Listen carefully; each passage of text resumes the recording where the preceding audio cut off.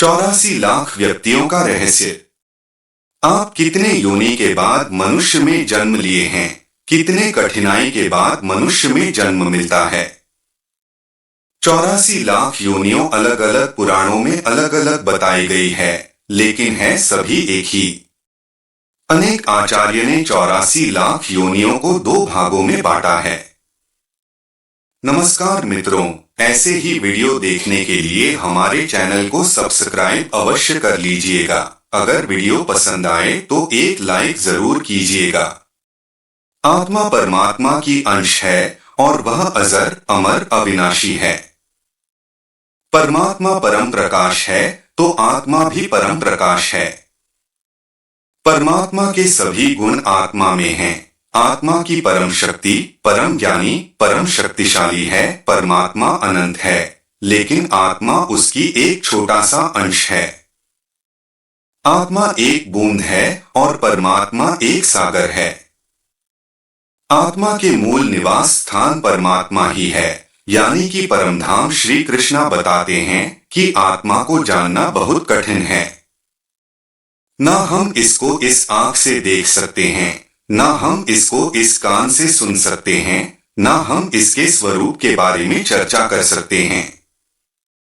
इसको जब भी कोई अनुभव करता है तो आश्चर्य हो जाता है, क्योंकि आत्मा या शारीरिक बहुत विलक्षण है। हम अभी सिर्फ एक साधारण मनुष्य के आत्मा और शरीर के बारे में चर्चा करेंगे। पहले शरीर के बारे में पूरा ज्ञान होना जरूरी है। हमारे शरीर के 5 तत्व से सिर्फ 2 तत्व दिखता है, बाकी के 3 जैसे कि वायु, अग्नि और आकाश नहीं दिखता है। लेकिन यह 3 अदृश्य तत्व हमारे शरीर में है और हम अग्नि और वायु को अच्छी तरह से महसूस कर सकते हैं, लेकिन आकाश तत्व को महसूस नहीं कर पाते हैं। बहुत कम लोग उसको महसूस करते हैं, जिसका मन शांत है। इसलिए आध्यात्मिक विज्ञान के हिसाब से कोई भी मनुष्य का यह 3 शरीर है। हमारा हर कर्म यह तीनों शरीर से ही होता है। इसलिए श्रीमद् भागवत गीता में भी कहा गया है कि कर्म प्रकृति में भी होता है और इसका आत्मा के साथ कोई संबंध नहीं है। लेकिन यह आत्मा को अज्ञान, अंधकार में डालकर बंधन में डाल देता है।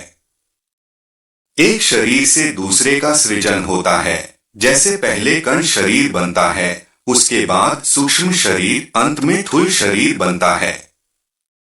जिससे कि हमारे ऊपर कोई ज्यादा वजन डाल दे तो हम घुटन महसूस करते हैं और चलने फिरने में दिक्कत होता है।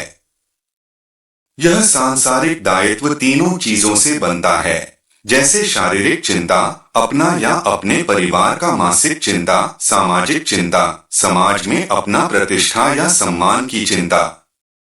सबसे ज्यादा वजन आत्मा के ऊपर यह स्थूल शरीर ही डालता है। जब आत्मा के ऊपर कोई वजन नहीं रहेगा तो कहीं भी जा सकता है और अपने मूल स्थान जहां से आत्मा निकला है वहां जा सकता है। इसलिए हर गुरु या आध्यात्मिक किताब बोलता है, अपने वह स्थान को याद करो। और श्रीमद् भागवत गीता में भी अंतिम अध्याय में अर्जुन बोलते हैं कि मुझे सब कुछ याद आ गया, यानी उसके मूल आत्मा के स्थान की याद आ गया। हमारे आत्मा के ऊपर इतना वजन है कि हमें याद ही नहीं है कि हमारा मूल स्थान क्या है। इसलिए हम इस दुनिया में इतने गुरु, इतने भगवान बना लिए हैं, फिर भी हमें शांति नहीं मिल रही है। यह मनुष्य जीवन ही 84 लाख योनियों में से एक है। इस मनुष्य योनि में इतना सोचने की शक्ति है कि वह अपने आत्मा की मूल स्थान की खोज कर सकता है और बाकी योनि में यह खोज नहीं कर सकता है। इसलिए मनुष्य जीवन को बहुत मूल्यवान कहा गया है। आप इसे इस तरह समझे, एक पानी के जीव जंतु 9 लाख, 2 पेड़ पौधे 20 लाख, 3 कीड़े मकोड़े 11 लाख, 4 पक्षी 10 लाख, 5 पशु 30 लाख, 6 देवता दाना मनुष्य आदि 4 लाख, कुल योनियां 84 लाख है। प्राचीन भारत में विज्ञान और शिल्प ग्रंथ में शरीर रचना के आधार पर प्राणियों का वर्गीकरण किया गया है। जिसके अनुसार मनुष्य जन्म कब मिलता है। यह प्रचलित मान्यता के अनुसार एक आत्मा को कर्म के अनुसार 30 लाख बार वृक्ष योनि में जन्म होता है। इसके बाद जलचर प्राणियों के रूप में 9 लाख पर जन्म होता है। उसके बाद कृमि योनि में 10 लाख बार जन्म होता है और फिर 11 लाख बार पक्षी योनि में जन्म होता है। उसके बाद 20 लाख बार पशु योनि में जन्म लेना होता है। अंत में कर्म के अनुसार गौ का शरीर प्राप्त करके आत्मा मनुष्य के योनि प्राप्त होता है। तब 4 लाख बार मनुष्य योनि में जन्म लेने के बाद पितृदेव योनि प्राप्त होती है। यह सभी कर्म अनुसार चलता है। मनुष्य योनि में जाकर नीच कर्म करने वाला नीचे की योनियों में सफर करने लग जाता है, अर्थात उल्टे क्रम में गति करता है, जिसे ही दुर्गति कहा गया है।